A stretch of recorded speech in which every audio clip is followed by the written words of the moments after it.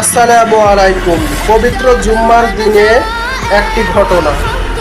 বিশ্বনবী খুতবা পড়বার জন্য প্রথম ধাপিতে যখন পা দিলেন আমিন বললেন, তৃতীয় ধাপিতে যখন পা দিলেন আমিন বললেন।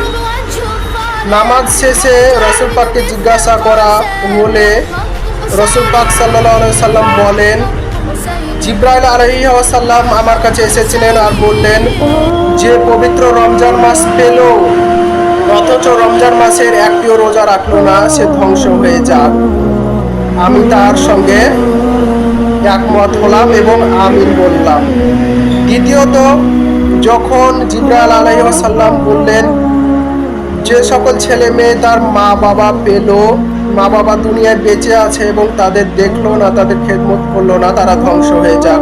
আমিও একমত হয়ে বললাম আমিন। তৃতীয়ত, জিব্রাইল আলাইহিস সালাম বললেন, যে সকল আল্লাহর বান্দা প্রিয় নবীকে পেল অথচ নবীর নামে দরুদ পড়লো না, তারা ধ্বংস হয়ে যাক। আমি বললাম আমিন।